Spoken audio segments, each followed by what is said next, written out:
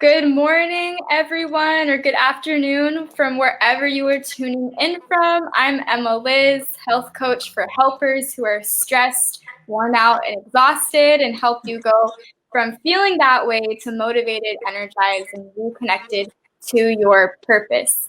And I am here live today with our special guest, Mykeia from Level 31, and you're going to get to learn a little bit more about her work and what she does. And today we're going to be just having a conversation about self-care, specifically prioritizing yourself while you care for others, and just the idea of treating ourselves like we would treat our best friend. As you all know, or maybe you don't know, this month is our theme for this month is alignment. So really getting in alignment with our values, with ourselves. Specifically this week, we're talking about how to be in line with our values and how we want to treat ourselves, and having our values for how we treat others also line up with how we treat ourselves. So we're going to get into it.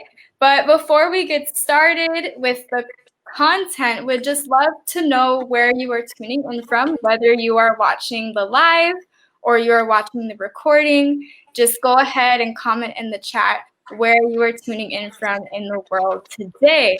What's really amazing about lives is that, we can tune in with people from all over the world. I'm over here in California, while Mykeia is out in Georgia, right? Georgia, yeah. Yes, so we're just across the country right now, which is pretty cool. Right. Yeah. I love how technology can be able to connect us from so many different places. Yes, yeah, definitely. Me too. So I'm so excited to connect with you today, Mykeia. So we'll get into the content. So for those of you who are watching, many of you are helpers. Many of you are in professions or lines of work where you are caring for the needs of others in your day-to-day profession. And if that's the case, it is second nature for you to care for other people. It's a natural gift that you have, and you're really good at it. You enjoy it. But oftentimes, when that is your gift and your calling, it can be it can be not second nature to care for yourself. So Mykeia and I today are just going to be talking about first why that is, and just advice that to give to folks who are feeling that way or finding themselves stuck in that way with caring for other people really, really well, but wanting to grow in how you care for yourself. So, Mykeia, what are your thoughts on that when it comes to the fact that oftentimes, like, if we were to have a friend who's maybe really stressed out or going through a really tough situation, who's giving and giving of themselves and kind of letting their cup, so to speak, run dry and not filling it up, and you're seeing that, right? What advice would you give to that friend? It's so funny because I have friends that are such servant people. My best friend in particular, her name is Belize Spivey, and she has this brand called Overcoming the Stigma, where she has become very open about the fact that she was diagnosed with herpes. And she opens up for other people to overcome that, to deal with the trauma, the questions that they ask themselves. That's a really hard thing, especially a hard thing to be open about.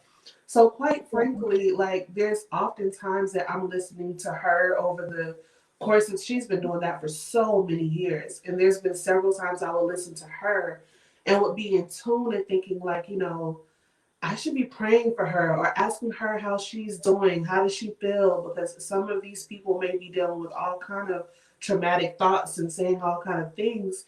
And she still is a mother. She still is a student. So oftentimes I think I would be a little bit more concerned about what's going on with her plate and intentionally asking her how she's doing than what I've ever done with myself. But the advice a lot of times, that we give each other, I've noticed I'll give her more grace if I call her and she's taking a nap I'll be like, yeah, go ahead. And I'll encourage that you take a nap. And, some of the other friends is like, you encourage, do you want a Chick-fil-A biscuit? Let me get you a Chick-fil-A biscuit. Let me take a nap. Do what works for you. Do you like to get your nails done? Like, oftentimes we can be very intentional with encouraging them to do something that we know they like, whether it's them praying or having time with God or singing or whatever it may be. But I notice sometimes I won't necessarily have that same intentional thought with myself as I may have with them. Yeah. Mm. Yeah, that's so interesting. I know I've definitely experienced the same thing before, just with like going that like 100 miles, for your friends, your loved Right. ones. But when it comes to ourselves, I know I've experienced feeling guilty or like, oh, well, that's selfish. I don't want to do that. Um, Exactly.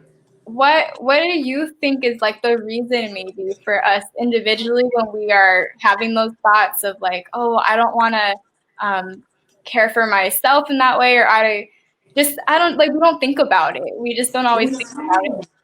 We don't. And I'm questioning right now because oftentimes for myself, I'll feel mom guilt because I have two kids.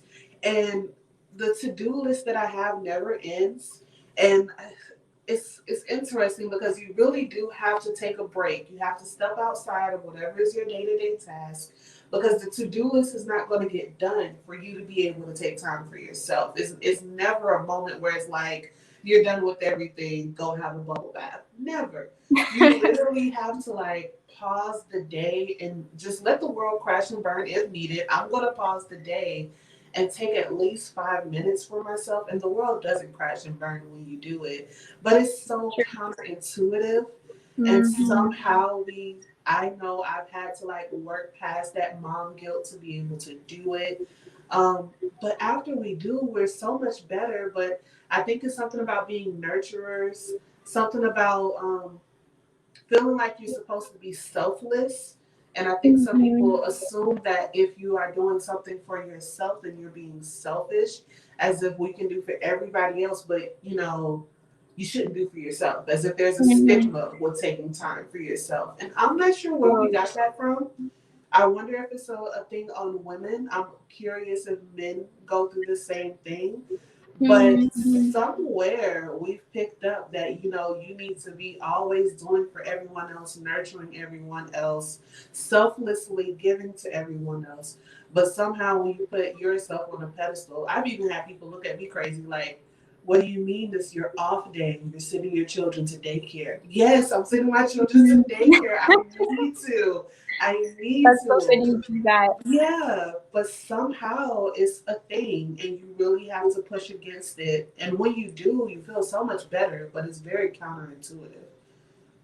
Yeah, Mykeia, you said that so beautifully. Just and that question of like, where do we pick that up from? Where do we get it from? Especially if it's something that until we're asked that question of, Yeah. would you give yourself the same advice that you give your friend in terms of taking Right. care of yourself? We don't think about it.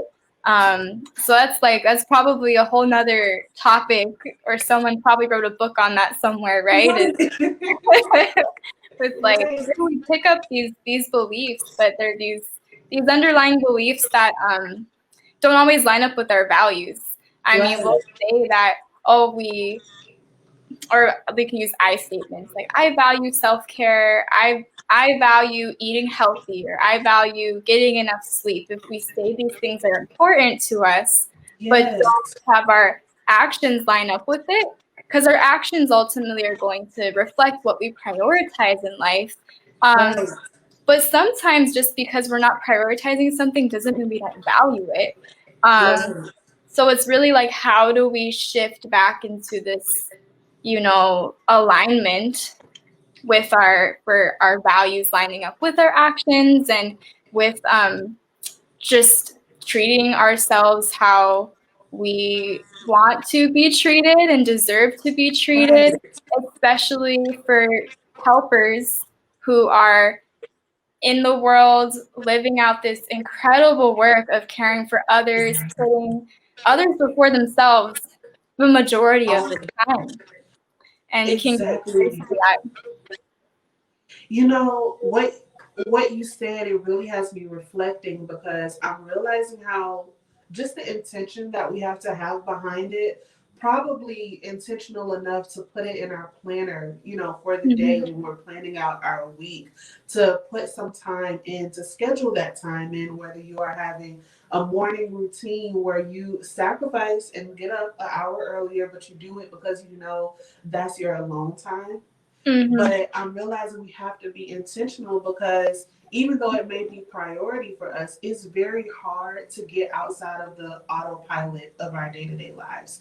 Many of our lives, literally, as soon as we wake up, we're responding to kids, we're responding to if we're caregivers of, parents and loved ones, we're responding to our job, we're in our emails. The day literally goes on autopilot. And before you look up, you're exhausted, you just want to close your eyes, and we continue that cycle over and over. So it can be easy for someone to look up and realize that they haven't had time for themselves. They haven't even had time to drink water because the Mhm. days go in autopilot. And Totally. so I think the one thing, and I'm thinking about a lot of conversations I've had with friends, even things I've heard my mother say, we know we need time for ourselves. We know we need a break. We know sometimes we feel like we're losing it, but we have to take it a step further than saying, oh, I'm going to drink water, or oh, I want to go to the nail salon. Actually, plan it. Like, plan it at that moment when you know you need some me time. Think when it's going to be the day, when it's going to be the time. Yes. Put it in your phone, in your planner, wherever, and be unapologetic about it. The same way that you would schedule a doctor's appointment, you're going to make it happen. So treat it like a doctor's appointment. You're going. Quite frankly, I think Yeah. this kind of is a doctor's appointment. Now that I think about it, it's needed. It's so needed. Oh, absolutely. That what you said about being unapologetic about it is, Yeah. I think, like you said, taking it that one step or two steps further. And I think what maybe was like a challenge that can come with that, and you kind of spoke to it earlier, of because there's this idea in our, I don't know if it's our, if the United States specifically, or Right. for women specifically, or like just culturally where it comes from, but Yeah. that because it's this norm to not care for ourselves or put ourselves on that pedestal, Yeah. um, our, we might get responses of, oh, what, like you said, oh, you're taking a day off and putting your kids in childcare, Right. and we have to really step into our value of it and own it, Yeah. and believe in it, because we'll get that pushback, especially when it's not normal to do so, even though, I mean, it should be. Um, Exactly. Exactly. It should be. And I mean, I think we have to be mindful of the consequences of it because when yes, we don't take that time, we're not giving that quality care and love to everybody. We might actually be quite snappy with people and don't realize why. We mhm, really could become pessimistic. Burnout and mental fatigue, all of that type of stuff is so real. So if we mhm, don't prioritize ourselves, we really may be living a life that is not the quality, not the fulfilled life that we actually want to live. Like 5 minutes of you time can go a long way, and it's yes, okay to take that moment, even if it's hard to do, but it's necessary. And oftentimes, the way we treat ourselves and how we will prioritize that, we're also teaching other people how to treat us.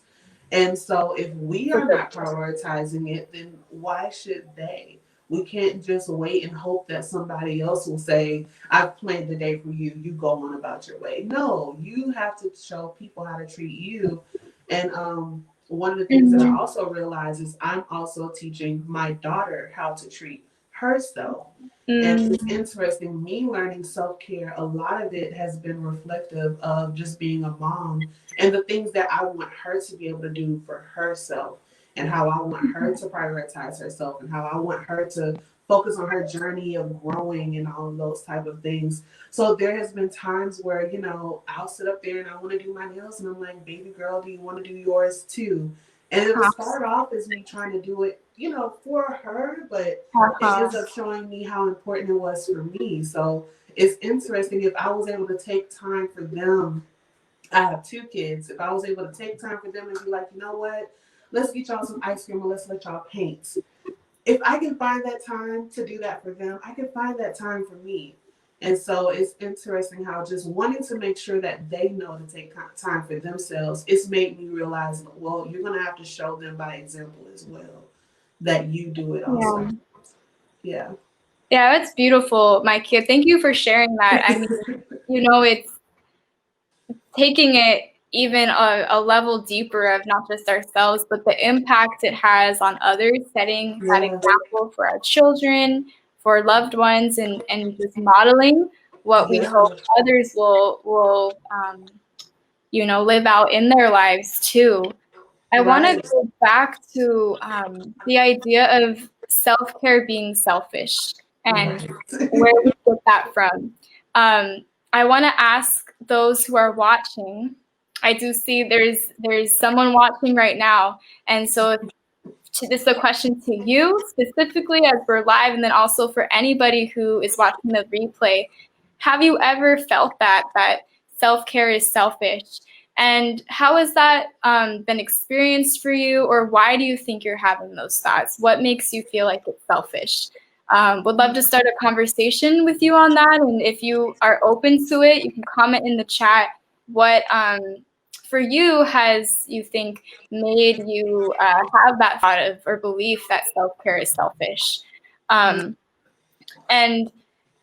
now, just would love to take the conversation in a direction of how we can reframe that. How can we reframe the idea or the belief that self-care is selfish? I have some thoughts on it and would love to hear your Yes. thoughts, Mykeia, too. I Like, wanted to hear how do you yours. think we can reframe that? you know, I'm not really sure where I know originally I thought self care was selfish. I don't know where that thought came in. There's so many things that we have that are subconscious thoughts, and you really don't know the origin of it. I think I probably thought it was selfish before I was fully aware of what the word self care was. And I really had to take a step back and realize, no, it's not. um, and maybe when I started to be more intentional about doing it was when I realized that it wasn't, specifically with, trying to run a business and um, being a mother and virtual learning and all of the things that have happened in 2020 that, whatever was your normal day-to-day responsibilities, there has been more added on to it for several people. Mhm. And, you can get really irritable, and it can be really tough being a parent and being irritable at the same time, because I have a 7-year-old and a 2-year-old. They're going to test your patience in whoa.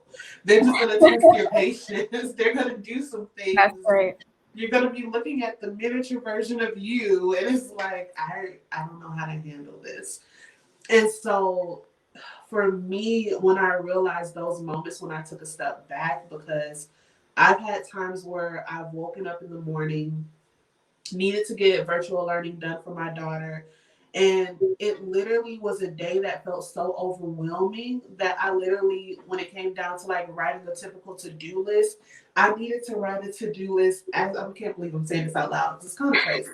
But I had to write a to-do list as basic as brush your teeth, Yeah. put the clothes in the laundry, make breakfast, because my mind was just so overwhelmed with everything, because you do Mhm. subscribe to the self-care is selfish, so you get your responsibilities done, but Mhm. I was immensely burnt out.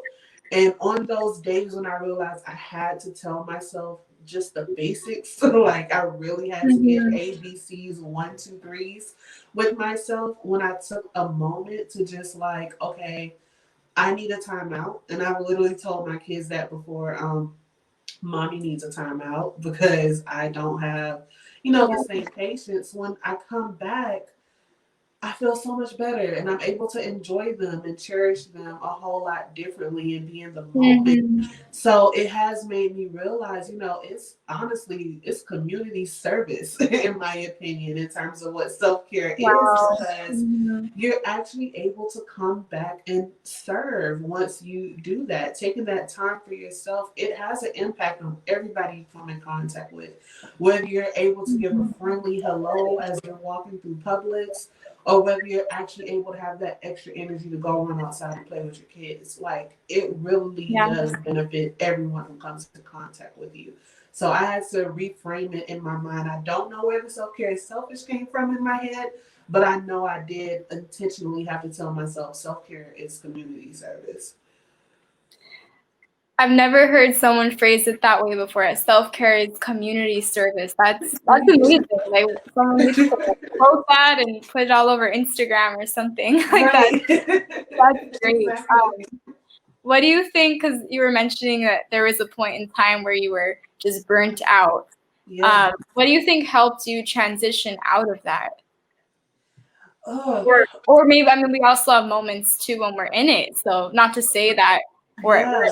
a journey, as well. Um, I guess I would have to say give myself grace in those moments, because those times where we are burnt out, I think we can also have like very self-defeating, like self-talk that you will have in your head, because you probably feel like you're not getting everything done. I know at those moments, my to-do list, it seems like it grows by the hour.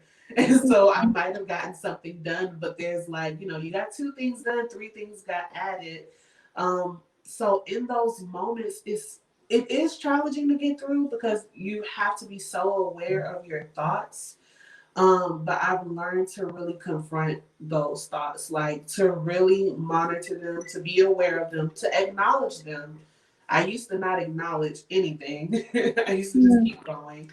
But yeah, I've learned to acknowledge and confront those thoughts. If it's something along the lines of, I guess, telling yourself like, "Oh, you're a failure," or whatever it may be. I will tell myself, "No, I'm learning. I'm learning lessons. I tried something and I was fearless, and I hmm, went for it, and it didn't work out how I wanted to, but now I have experience." So in those yeah, moments where I'm burnt out for whatever thoughts could be coming out in my mind, I've learned to just really be mindful of how I'm thinking, and then intentional, allow myself to, not try to be so productive that day. It's okay. It's okay to take a day where you just slow down and, get the yeah, basics done, spend time, with your kids, but just slow down and just reset.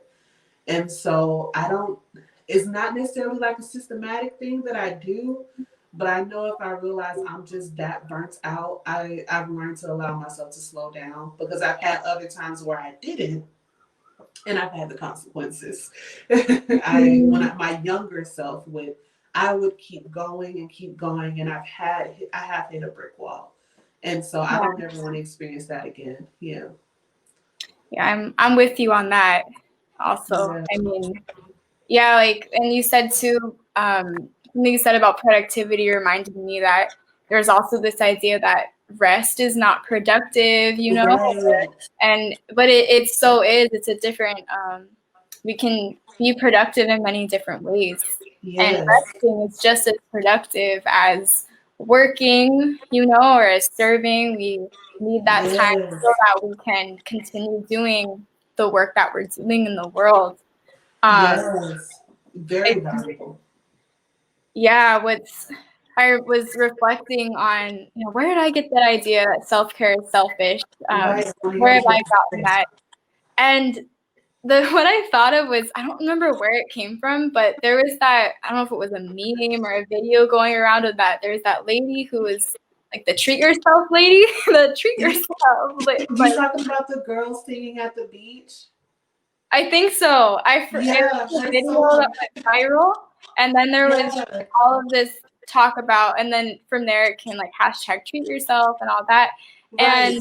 and people would be going and I see people in Starbucks drive through like treat yourself, or getting their nails done. Yeah. Not that anything's wrong with that, but I think I remember it like rubbed me almost the wrong way of like, well, I don't need to do that all the time, or just like I was seeing it as an excuse to just pamper myself, or excuse to Yes. buy things I don't need, or and that goes also into that, but still defining self-care as being selfish, because we have in English the word selfless, and to be Yeah. selfish, it's like selfless is this good thing. It's elevated up Yeah. here.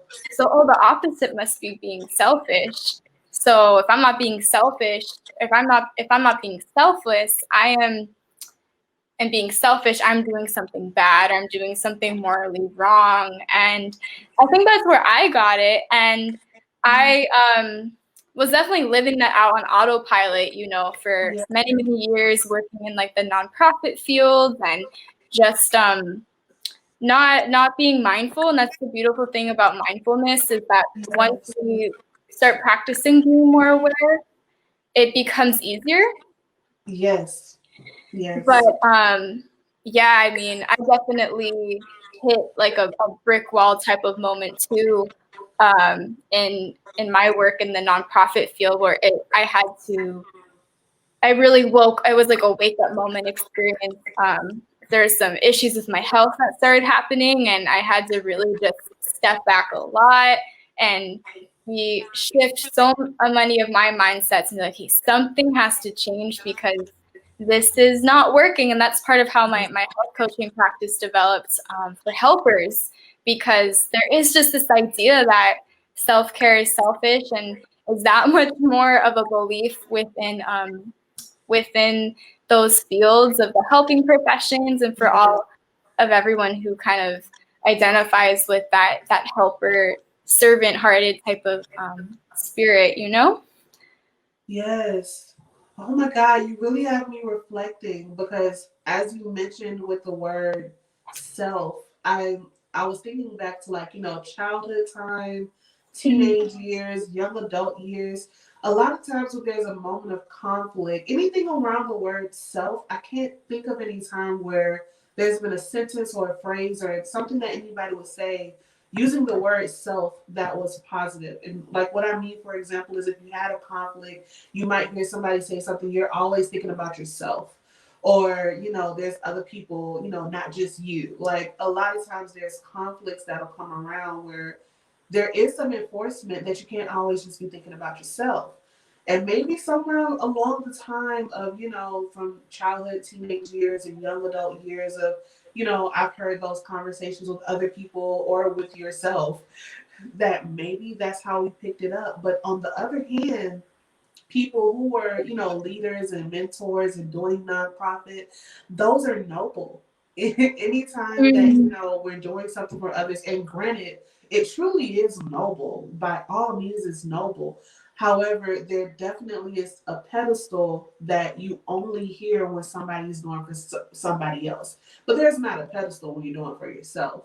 So somewhere we definitely have Right. adapted that because the praise goes when you're doing for others. The praise is not there when you're doing for yourself.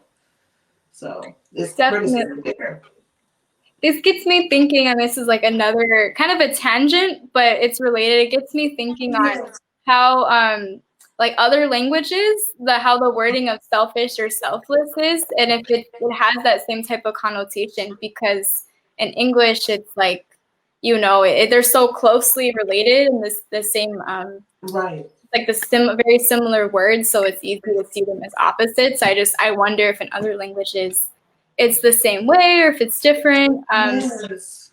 Kind of a tangent. Although I'm gonna look into that because now I'm really curious. Yes. You have me very curious as well. And as you said that in terms of other cultures, I'm now wondering, do they have intentional things that they may do or welcome in their cultures?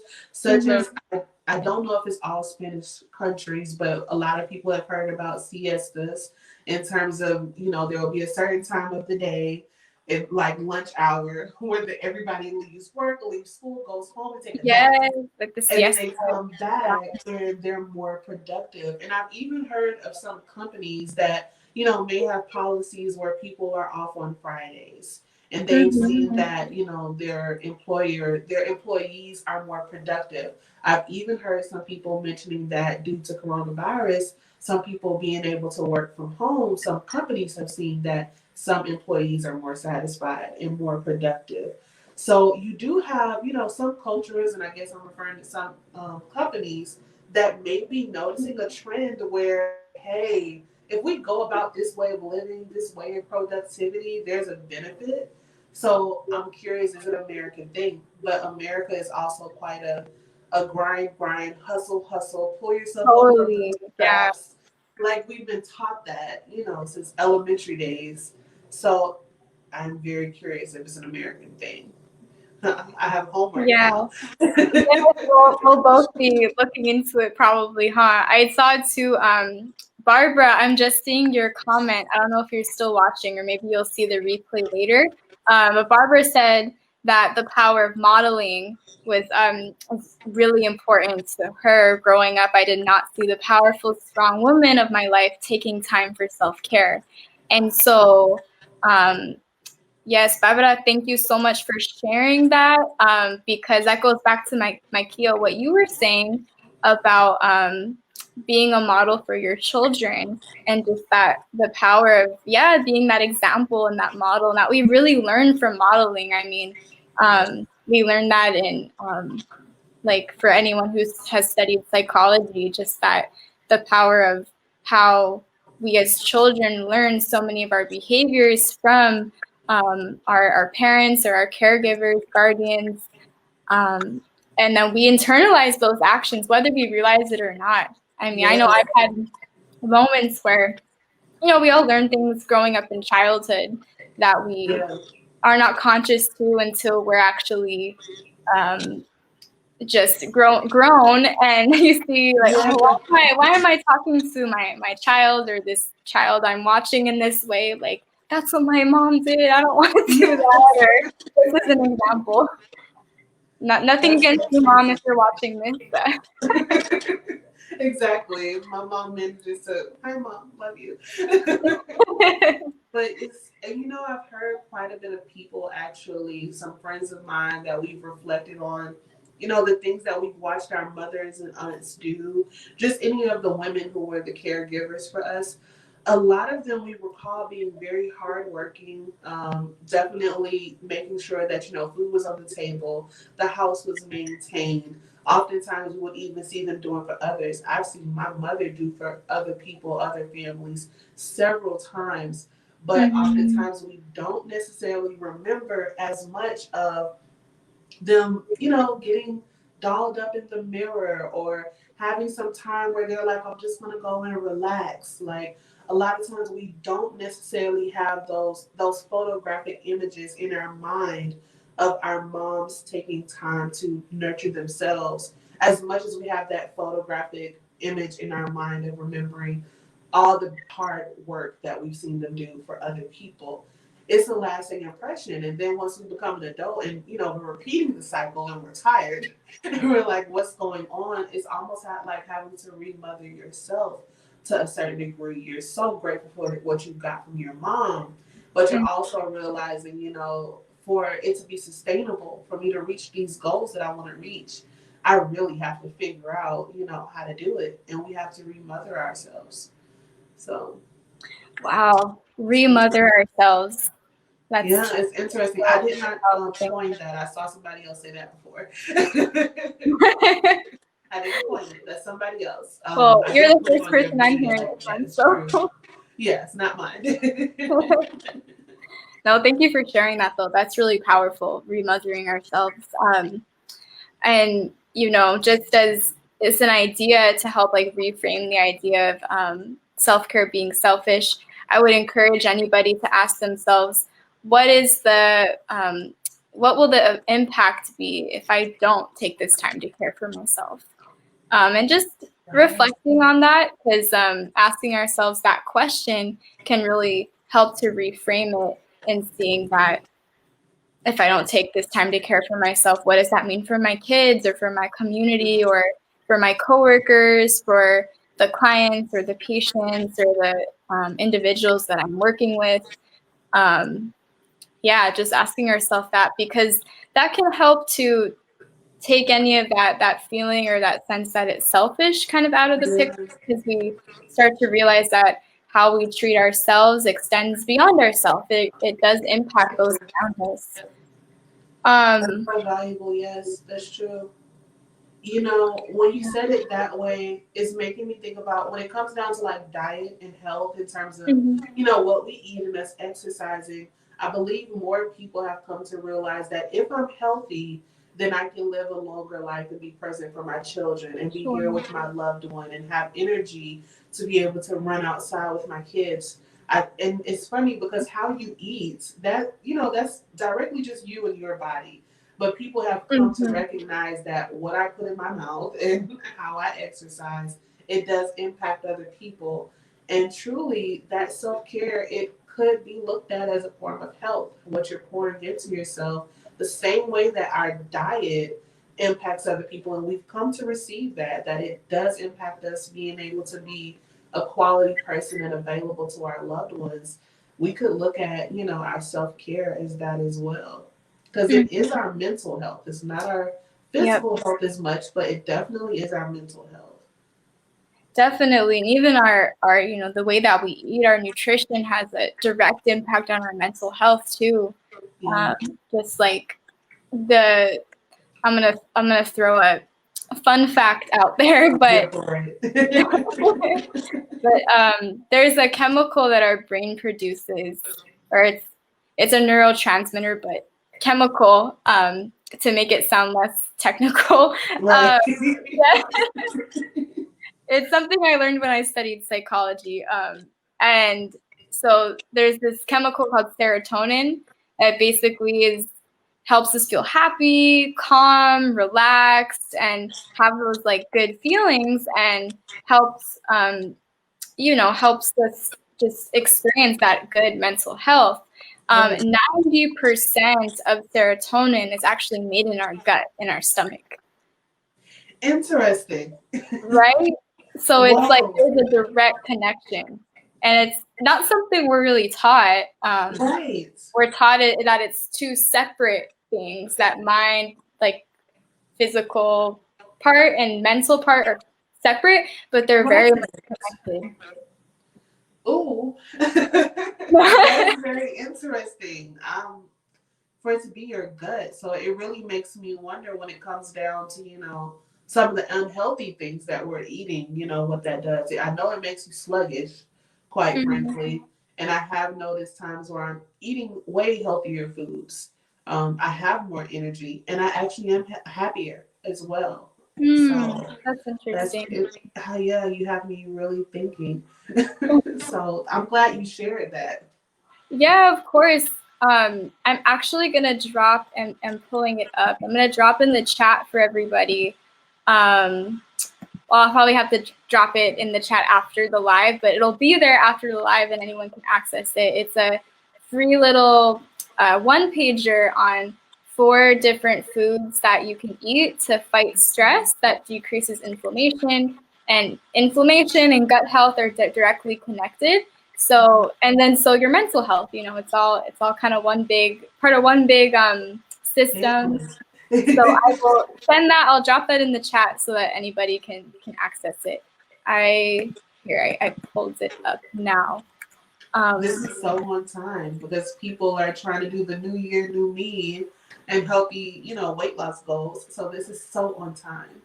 Yeah. Yes, I hope it can be helpful to anybody who's interested in learning or experiencing, that impact for themselves, with that connection between what we're eating and how we're feeling mentally and just physically overall. Um, as we move toward the tail end of our conversation, I just want to talk about practical ways to do self-care. I know, Mykeia, you talked about, to-do lists, actually writing things down. That's definitely one way to remind ourselves and have it like a to-do item. But I've found that sometimes, you know, making self-care like another to-do just feels like a chore, and then it adds to the stress and it adds to the plate. So like, how do we get away from that? How do we make it enjoy? That's so true. It's funny because last year with Level 31, towards the fourth quarter, I launched those self care kits. And the thing Yes. that was so surprising to me was that was one of the most stressful times in my life. Launching self care kits. I was like, Mhm. this is so ironic. But it was such a thing that was like I don't know. I had so many emotions because every time I packed a box, I felt so much love that I was pouring into it. But running it at the same time, it definitely challenged me when it came down to having to practice my own self care to keep myself going. Because those are the moments where I had the burnout and the mental fatigue, and I was having to write down the most basics. Um, Mhm. I guess I would say for like practical steps is one, give yourself grace. Yeah. Like really pay attention to how you talk to yourself. Like I really had to learn that and be like, oh my God. So one, give yourself grace. But two, Mhm. at the end of the night, this was very helpful for me. At the end of the night, a lot of times I would do what they call brain dumping because Yes. you've heard of that. It's I so I do it actually, and I yeah. started doing a couple months ago, like consistently, and it makes such a difference. Yes, and for anybody who may be watching who doesn't know, brain dumping is exactly how it sounds. Like you put out, it could be a piece of paper, it could be a journal that you devote to it, and literally whatever is on your mind, kind of nagging you, or things that you know you have to do, anything that you're thinking about, you just dump it on the paper. It doesn't have to be neat, bullet points, it doesn't have to be neat at all. You just write it out, whatever works for you, whether it's I need to have a Zoom interview that I need to schedule, or I have to finish these virtual assignments with my daughter, or schedule an appointment, or whatever it may be. You just dump it on the page. And that has helped me, one, with memory, because Mm, oftentimes there'll be all these little things that'll yeah. happen throughout the day that you can forget, whether it's a bill or a meeting or whatever. It helped me with my memory, but it also helped me to go to bed at night without just this overwhelming, overactive mind and weight on my shoulders. It's been allocated Mhm. Mhm. somewhere, and I will pick it back up when I wake up in the morning. So, brain dumping, journaling has helped. It's allowed for me to be able to work through emotions and allow myself to reflect on how I feel about things, dig deep into those dreams. Because, as we said, we get on autopilot. So we're not, recognizing our emotions and our triggers or whatever things could be there. So journaling has helped me tremendously, but also playing around with these essential oils and things like that. Fragrances like lavender and peppermint and eucalyptus, having those type of things in your atmosphere, they're quite calming. And a lot of times you can buy a lot of these things from Etsy or so many different places Mhm. and make your own if you would like, get some jojoba oil or some sweet almond oil, whatever works for the person. But adding some of those fragrances that you realize are quite calming, giving yourself a morning Mhm. routine or a nighttime routine that infuses that, having yourself some calm chamomile tea, that goes a long way. Yeah, Yeah. so those are some tips I can think of off the top of my head. Thank you so much for sharing those tips. They're all definitely really practical and just things that any of us can start doing today, really. Yeah. Just super simple to do. What would I know you have those self-care kits, or you had them in the past, and I know we've talked a little bit about some of level 31's plans for the near future. If somebody wanted to learn more about how to get the self-care kit, or how they could just access that, where might they be able to get that from you? Thank you for asking. They can go to the level31company.com. Right now, the site is under construction. However, you are able to get in, see our homepage, and be able to join our mailing list. Because what's going to happen now is we're going to have a quarterly subscription box. And that quarterly subscription box is going to be like a 90-day reset, a time where you can come in and it's like a checkpoint 4 times throughout the year. And it'll have self care items in there, but it'll also have items to be able to assess, like self growth and us being able to achieve our goals and looking at ways that we can be more mindful with how we handle things. A lot of times we can be burnt out or tired because we might not be efficient with our time management, or we might not be setting goals the best way, or we just really need some direction. How can I improve in discipline or consistency, or how do I handle marketing for my business? There's so many questions that we go through, and we really want to know how to be efficient. And that can help alone, with being able to live a life that doesn't have as much stress because we've learned how to outsource responsibilities or just be more effective. So the box is going to have a self growth in there to be able to assist people, specifically catered to women who have goals and who are trying to achieve businesses, to grow businesses, as I would say. But it also has some self care goodies in there, such as bath bombs and body oils and some of these fragrances that I mentioned. Those will still be included, but it'll be a subscription box. So if you want to be it'll be limited number when we launch. So if anybody wants to be one of the first people to be able to get it, I definitely say join the mailing list. So when they roll out, you can be one of the first ones to get it. That's so exciting. Thank you for sharing that with us. I put as you said what the name of the website was, I typed it in my search bar and I put it in the chat for everybody. So Thank you. yeah, of course. So if anybody wants to join Mykeia's mailing list, or get access to those self-care kits, or just any of Mykeia's content, that's where you can get it. Right? Yeah. Did I direct people to the right place? You did. I'm very excited. Thank you so much. Yes, of course. I know we've been chatting now for almost an hour, which is crazy, and I Yeah, think there's it's so much really to say. yeah. I feel like we could keep talking for hours on these topics because there's so much to unpack with the idea of self-care and self-care being selfish. Earlier you were talking about the idea of how we talk to ourselves, self-talk. That was a nice little segue because next week I'm going to be going live and talking about self-talk, This is gonna be and great. how that impacts us. So y'all can stay tuned for that next week. I'll be sending out reminders and emails, and you'll see it on social media so you can know how and where to access that talk, but it'll be here on Facebook Live. Cool. Yeah, but I just want to thank you, Mykeia, for coming on today. I've loved talking with you. I think we've had some amazing conversations. It's Is an there honor. absolutely if is there anything you want to leave for our audience before we close our live for today? I guess just a reminder for people to be gentle with themselves. Like, remember that you are such a valuable person, and it is okay to treat yourself that way. Be very intentional with yourself. Yeah. Oh, thank you so much, Mykeia. Yes. Have a wonderful day, and I'm sure we'll talk soon. And yeah, everyone have just a wonderful day. And like Mykeia said, remember to be gentle on yourselves today and treat yourself like the valuable person that you are.